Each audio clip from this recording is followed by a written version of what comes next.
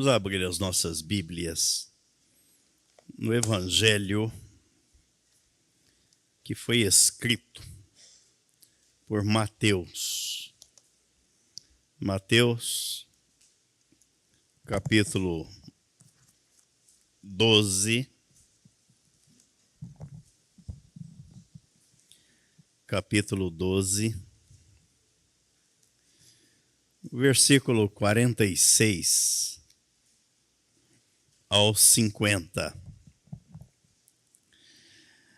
Falava ainda Jesus ao povo, e eis que sua mãe e seus irmãos estavam do lado de fora, procurando falar-lhe.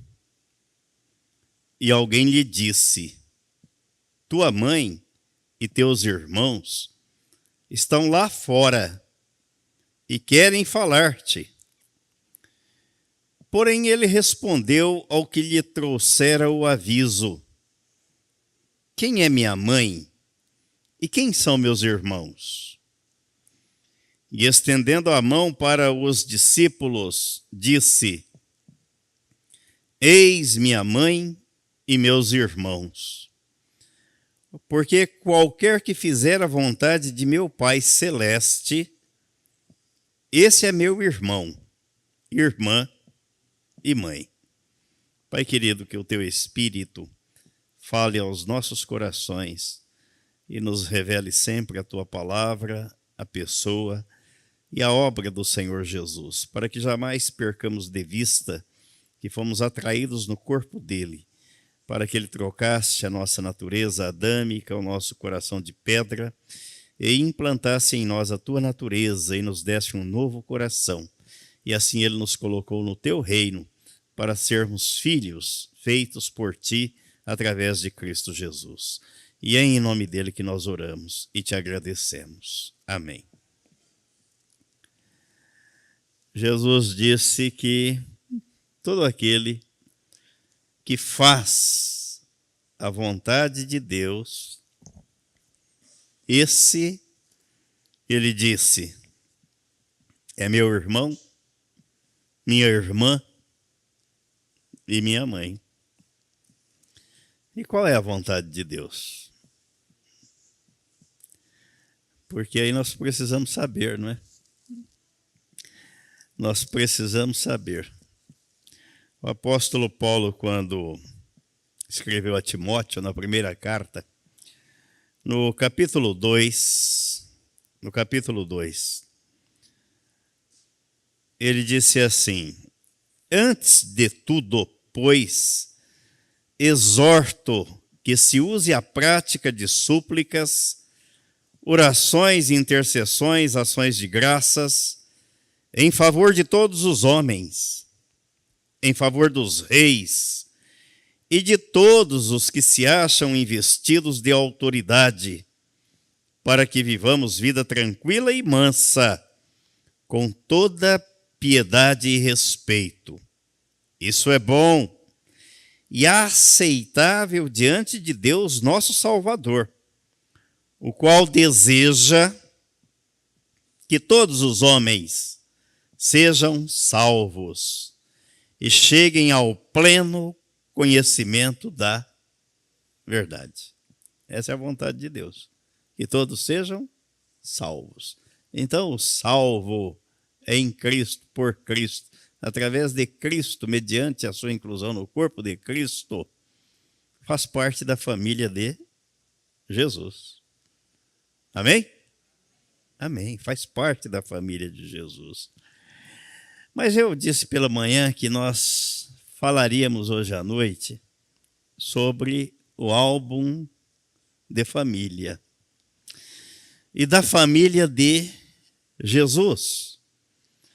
E nesse mesmo evangelho, no capítulo 1 de Mateus, vamos fazer uma leitura que quase não se faz dentro da igreja, quase não é feita. Capítulo 1. Mas nós vamos fazer essa leitura do versículo 1 ao 17. Livro da genealogia de Jesus Cristo, filho de Davi, filho de Abraão. Abraão gerou a Isaque, Isaque a Jacó, Jacó a Judá e a seus irmãos. Judá gerou de Tamar a Pérez e a Zera. Pérez gerou a Esrom, Esrom a Arão. Arão gerou a Aminadab e Aminadab a Naasson, Naasson a Salmão. Salmão gerou de Raabe a Boaz. Este, de Ruth, gerou a Obed e Obed a Jessé. Jessé gerou ao rei Davi, e o rei Davi a Salomão, da que fora mulher de Urias. Salomão gerou a Roboão, Roboão a Abias, Abias a Asa. Asa gerou a Josafá, Josafá a Jorão, Jorão a Uzias. Não percam a conta, hein? Nem os nomes. Uzias gerou a Jotão, Jotão a Acas, Acas a Ezequias. Ezequias gerou a Manassés, Manassés a Amon, Amon a Josias. Josias gerou a Jeconias e a seus irmãos no tempo do exílio na Babilônia. Depois do exílio na Babilônia, Jeconias gerou a Salatiel e Salatiel a Zorobabel. Zorobabel gerou a Abiúbe, Abiúde a Eliaquim, Eliaquim a Azor. Azor gerou a Sadoc, Sadoc a Aquim, Aquim a Eliude. Eliude gerou a Eleazar, Eleazar a Matã, Matã a Jacó. E Jacó gerou a José, marido de Maria, da qual nasceu Jesus, que se chama o Cristo. De sorte que todas as gerações, desde Abraão até Davi, são 14. Desde Davi até o exílio na Babilônia, 14. E desde o exílio na Babilônia até Cristo, 14. 3 vezes 14, 42 gerações. Até de Abraão até chegar em Jesus. A pergunta é a seguinte: você faz parte dessa família? Se você nasceu de Deus, sim. Se não nasceu, não. As pessoas confundem filho com criatura. Deus é o Criador. Ele criou todas as coisas. Agora, filho é aquele que nasce dele em Cristo, gerado pela palavra dele, crendo na palavra dele, mediante a obra do Calvário. Mas vamos ver aqui dentro deste álbum de família, aqui está o retrato, o relato, os nomes das pessoas. De onde vem Jesus? Da linhagem de Jesus. Genealogia, o estudo da gênese, da origem de Jesus. As notícias que se ouve sobre família nos nossos dias nem sempre são animadoras, nem sempre. Casais que se divorciam com poucos dias de casados, poucos dias. Pais que não conseguem orientar e exercer autoridade sobre os seus filhos e crianças de 3, 4 anos de idade. Líderes religiosos e não religiosos com famílias destruídas, destroçadas.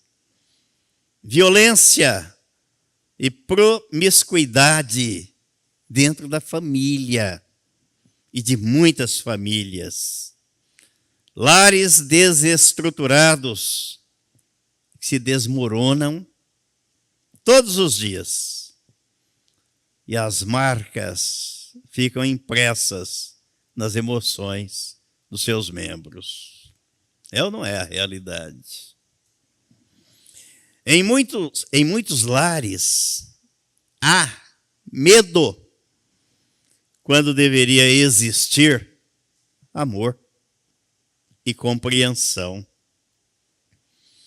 Mas há esperança, porque o que muda na história de uma família, o que muda na sua história, não é o que você gosta, mas é aquilo que você decide fazer, acompanhado da doce presença de Jesus. Isso é o que vai mudar. E Jesus deve ser o membro mais ilustre de uma família. Então, a família que tem Jesus como membro ilustre é uma família diferente do padrão que o mundo vive e apresenta. Este capítulo 1 de Mateus traz uma genealogia de 42 gerações para mostrar ao povo judeu que Jesus é descendente de Abraão. Isso abrange um período de aproximadamente 2000 anos de história. São 14 gerações de Abraão até Davi, num espaço de 1000 anos. Depois, mais 14 de Davi, até o exílio da Babilônia. Compreendidos, o exílio até a vinda de Jesus, mais 14 gerações. Essa divisão em 3 grupos serve para facilitar a nossa compreensão. Agora vamos examinar este álbum de família, essas pessoas que antecederam Jesus, fizeram parte da família dele, ele vem daí. Vamos ver o que é que eles fizeram, como viveram, como foram os seus antecedentes, os seus ancestrais. Se fosse hoje, a imprensa repercutiria as manchetes sobre a família de Jesus na seguinte ordem. Prestem atenção. Jornalista gosta de manchete,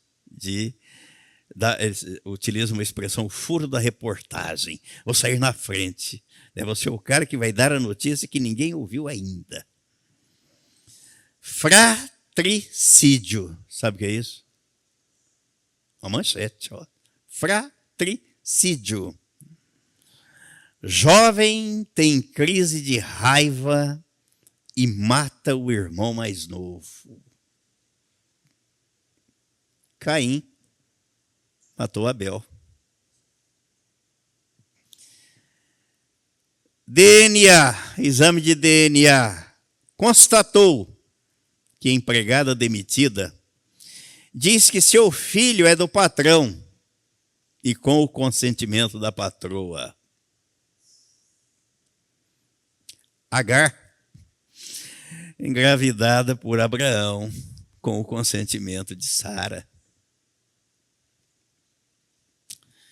Falsidade ideológica. Jovem tenta matar o irmão mais novo que usurpou o direito de herança. Esaú e Jacó. Prestem atenção, tudo está na Bíblia. Está na Bíblia. A Bíblia não esconde. DNA 2. Pai alcoolizado engravida as próprias filhas. Que escândalo. Quem foi?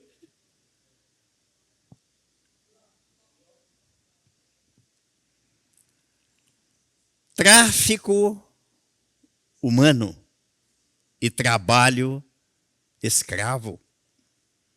Adolescente é vendido pelos irmãos para ser escravo no estrangeiro. José, vendido para o Egito. DNA 3. Moça grávida diz que o sogro é o pai da criança. Cada notícia. Judá engravidou a nora Tamar. Gênesis capítulo 38. Essas notícias estampariam as primeiras páginas dos jornais. Seriam manchetes de capas das maiores revistas do mundo e ocupariam um lugar de destaque nas mídias. Ou não? Quanto escândalo. E mais, tem mais. Chacina. Abimeleque, um filho de Gideão, com uma concubina, mata 7 irmãos para suceder o pai. Matou 70 irmãos para suceder o pai. Uma verdadeira chacina. Escândalo na família real. Irmão estupra a irmã. Aminon, filho de Davi, estuprou sua irmã Tamar. Mais escândalo na família real. A rainha mãe manda matar toda a família para ficar sozinha no poder. Atalia, mãe de Acasias, destruiu toda a sua descendência para tomar o poder. Misericórdia, não? Estão assustados, né? Quanta manchete. Mas está tudo na Bíblia. Está tudo aqui. Prostituição. Mulher de pastor vira prostituta. Quem foi? Ninguém lembra? A mulher de Oséias. Para vergonha e desonra, sua esposa se tornou prostituta no meio do povo de Israel. Um escândalo nacional. Estes foram personagens bíblicos de gente que viveu aqui na terra. Alguns fazem parte da genealogia, da gênese de Jesus Cristo. Fazem parte da família real, a mais real e nobre de todas as famílias nobres da história desse planeta. A família de Jesus de Nazaré. Na família dele, de onde ele vem, aconteceu tudo isso. E mais um pouco, que não dá para resumir tudo aqui, né, nesse instante. E devemos considerar ainda Raabe, que era prostituta e bruxa em Jericó, mas acolheu os espias. Ela acolheu os espias. Dessa linhagem vem Davi, Salomão e tantos outros que deram origem e são descritos na genealogia de Jesus. Até os nossos dias, até nos alcançar e se tornar bênção, a bênção que Deus prometeu a Abraão, de abençoar todas as famílias da terra. Mas até ele chegar Quanta coisa aconteceu. Por aí dá para perceber e ver o que Deus fez através das famílias ao longo da história. E que a história da família de Jesus não é diferente da história da minha e nem da sua família. Não negue o seu passado. Cure as suas feridas de origem. Passe a limpo.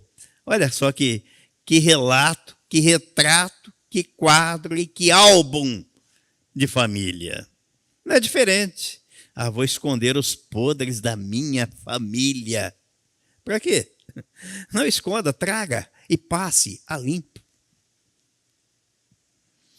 Se você montar uma árvore genealógica da sua família, provavelmente irá notar que alguns personagens não deveriam figurar na galeria de fotos e imagens para não estragar o álbum de família. Por isso que eu falei pela manhã, todos têm, é natural, é normal. Aí de repente você olha o álbum, nossa, essa pessoa faz parte da minha família. Pô, você não queria que essa pessoa estivesse aqui no álbum. Essa fotografia, esse vídeo, esse filme, mas está. Ela fez parte ou faz parte. Mas não é assim com a família de Jesus. A Bíblia não esconde. Pelo contrário, ela mostra os fatos para ensinar-nos que Deus faz milagres nas piores famílias. Nas piores famílias. Jesus disse que veio buscar e salvar os bonzinhos, os perfeitos, os sãos, os doentes, o perdido, o pecador. E toda família tem. E nós éramos pecadores. E ele nos alcançou pela sua graça, pela sua misericórdia. A realidade descrita neste álbum de família, ou da família de Jesus, mostra que a maldição vem às vezes de onde só se espera bênção. A família de Jesus deveria ter sido uma família abençoada, sem qualquer maldição, sem qualquer defeito, sem qualquer marca, sem qualquer mancha, sem qualquer violência, sem qualquer escândalo. Mas não foi assim? Não foi assim. Nós olhamos para a família e não esperamos que de lá venha o mal. Mas algumas vezes, expectativa de vinda só de coisas boas da vida familiar é frustrada. Caim matou o irmão. O mordomo podia até ser o primeiro suspeito, por não ser da família. Mas o próprio irmão é o homicida no final da investigação. Quem matou Abel? Foi o mordomo. Foi o motorista. Na época não existia motorista, né? Foi o serviçal, o trabalhador da casa, a governanta. Não foi. Foi o próprio irmão. Junto com a família mora a violência, o abuso, o estupro. Da própria família, algumas vezes, vem a traição.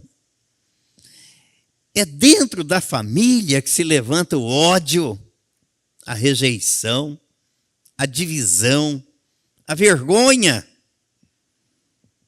Por vezes, é a própria família que causa o sofrimento, a angústia e a dor. Está na própria família a causa da tragédia, a morte.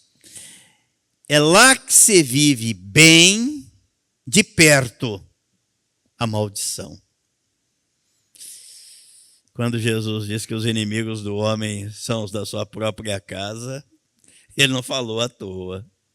Por dentro da própria casa. Falei isso aqui uma vez num batismo e alguém ficou escandalizado com isso. Aí vê que vestiu a carapuça, né? A nossa sociedade criou um conceito do ser humano pós-evoluído que não bate com as escrituras. O modelo ideal, da família ideal. Mas olha a família de onde Jesus veio. Por que a sua seria diferente? Conta para mim. A gente tem que ser realista. Não querer tapar o sol com a peneira. Não, minha família não. E Jesus veio para isso, para fazer a diferença na sua família. Na família dele. Na nossa família.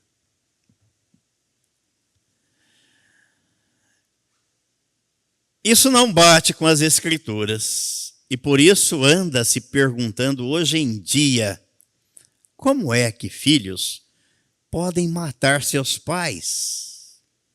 E pais podem matar filhos? Como? A resposta é uma só. A Bíblia não esconde a necessidade da pessoa de Jesus para mudar a sorte da sua família. Foi necessário que ele viesse para mudar a sorte da família dele. Foi necessário que ele viesse para mudar a sorte da nossa família. Todos os tempos, todos os exemplos bíblicos apontam para a vinda daquele que começaria a mudar o rumo da entidade familiar. O membro mais ilustre que uma família possa ter.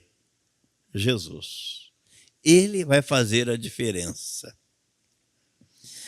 A Bíblia é o registro da história onde o Deus bom faz coisas boas em favor de pessoas más.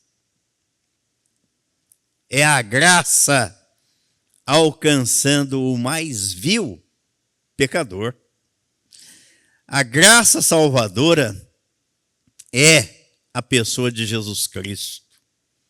E na família que ele entra, há mudança de rota, de rumo e de destino da alma. A graça de Deus é tão evidente que na genealogia de Jesus constam nomes como Raabe, Ruth, Betseba e Maria. Não é nada comum numa genealogia se mencionar mulheres. Só mesmo a graça de Deus para dignificar de forma tremenda a figura feminina. Raabe era uma meretriz. E a genealogia é a clara manifestação ao descrevê-la como a manifestação da graça de um Deus misericordioso e poderoso que veio buscar e salvar o perdido. Esse mesmo Deus, por sua graça, deseja estabelecer conosco uma relação de amor e de comunhão. Não fosse esse parâmetro, jamais seríamos alcançados. Porque isto é graça e não mérito. A graça de Deus tem seu lado passivo, onde ele aceitou e tolerou estas pessoas com seus defeitos e pecados, para que exercitasse o lado ativo, transformando-as de tal maneira que se encaixassem na realização de seu plano e compusessem a genealogia de seu Filho, Jesus Cristo, para que fôssemos e sejamos contados como irmãos, filhos do mesmo Pai Celeste e pertencentes à mesma família de Deus. Então aqui estão os nossos antepassados, a família de onde Jesus veio. Agora somos irmãos dele, então nós viemos também dessa família. Vamos ver o que o apóstolo Paulo escreveu na carta aos Efésios, no capítulo 2.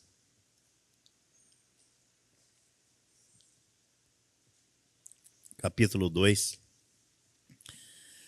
A partir do versículo 13, ele escreveu assim: Mas agora, em Cristo Jesus, vós que antes estáveis longe, fostes aproximados pelo sangue de Cristo, porque ele é a nossa paz, o qual de ambos fez um, e tendo derribado a parede da separação que estava no meio, a inimizade, aboliu na sua carne a lei dos mandamentos na forma de ordenanças, para que dos dois criasse em si mesmo um novo homem, fazendo a paz, e reconciliasse ambos em um só corpo com Deus, por intermédio da cruz, destruindo por ela a inimizade. E vindo, evangelizou paz a vós outros que estáveis longe, e paz também aos que estavam perto, porque por ele ambos temos acesso ao Pai em um Espírito. Assim, já não sois estrangeiros e peregrinos, mas concidadãos dos santos, e sois da família de Deus, edificados sobre o fundamento dos apóstolos e profetas, sendo ele mesmo, Cristo Jesus, a pedra angular, no qual todo o edifício bem ajustado cresce para santuário dedicado ao Senhor, no qual também vós juntamente estáis sendo edificados para a habitação de Deus no Espírito. Então, agora fazemos parte, somos concidadãos dos santos e pertencemos à família de Deus. Essa família, cuja genealogia nós acabamos de ler aqui e foi escrita por Mateus. Um tanto de gente boa. Mas é assim que Deus age. Porque se fosse todo mundo bonzinho, a Bíblia diz que Deus olhou para a terra e não viu um justo, nenhum. Aí ele não teria enviado Jesus. Mas como ele viu que não existia um só justo, ele enviou Jesus para nos justificar. Então Jesus é o que faz a diferença na vida da família. Veja que esse texto de Efésios, o apóstolo Paulo diz, ele é a nossa paz. Quando há paz na família, é porque há a presença de Jesus. Se não houver, não existe paz. Pode até haver e existir momentos de calmaria, de tranquilidade, porque a ausência de guerra não é sinônimo de paz. A paz é Cristo. Ao contrário do que alguns afirmam que a família está em extinção e é um modelo falido, podemos dizer alto e em bom som, não. A família é um projeto de Deus. E as portas do inferno jamais prevalecerão contra a família. E mais, a diferença no cenário da família e na vida de qualquer pessoa é que o Deus bom faz coisas boas em favor de uma humanidade má, dando tudo a quem nada merece. Isto é graça. podemos concluir com segurança que há esperança, a despeito das manchetes e das notícias desastrosas em relação às famílias. A genealogia da família de Jesus, olhando para o álbum de família, mostra exatamente que Deus não desiste da família. Portanto, há esperança, sim. No meio dos imperfeitos, nasce um que é perfeito. E é para esse fato que devemos estar atentos. Pois este membro ilustre da família é que vai fazer a diferença. Eu me lembrei do texto de Eclesiastes, capítulo 4. Capítulo 4.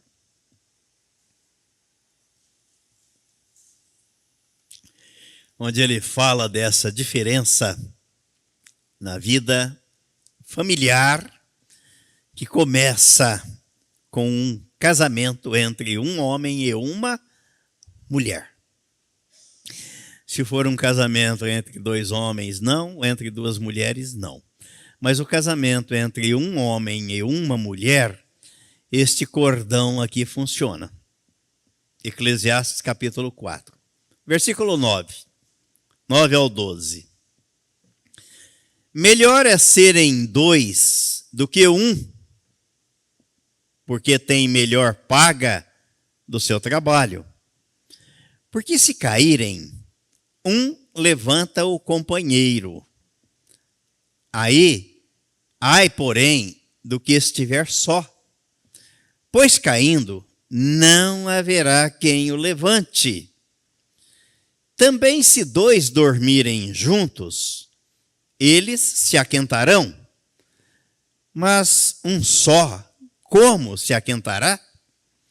Se alguém quiser prevalecer contra um, os dois lhe resistirão. O cordão de 3 dobras não se rebenta com facilidade. Obviamente, ele está tratando do casamento entre o homem e a sua mulher, que foi o casamento que Deus instituiu no jardim do Éden. Esse é o modelo de Deus, não pode ser diferente. E o cordão de 3 dobras é a pessoa de Jesus. Ele vem para pacificar, para dar paz, harmonia na vida da família, começando com o casal, com os filhos, e a família vai crescendo, e Jesus, sendo esta pessoa, este membro ilustre, vai consertar a família e vai fazer toda a diferença. Jesus é a 3ª dobra do cordão na constituição familiar. Ele faz a diferença, ele fez a diferença na festa de casamento, nas bodas de Caná.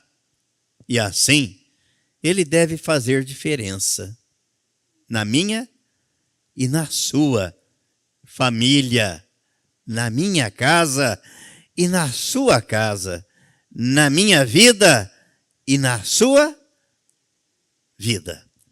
Então voltemos ao que Jesus disse lá, quando foram levar a notícia para ele. Sua mãe e os seus irmãos estão lá fora te chamando. E ele diz: qualquer que fizer a vontade de meu Pai celeste, esse é meu irmão, irmã e mãe. Damos graças a Deus por fazermos parte da família da fé, da família de Deus, da família gerada por Deus em Cristo. Aqui está a genealogia do que as pessoas foram e fizeram, mas também mostra o que Deus fez e faz na vida da família, onde Jesus entra. Amém? E amém.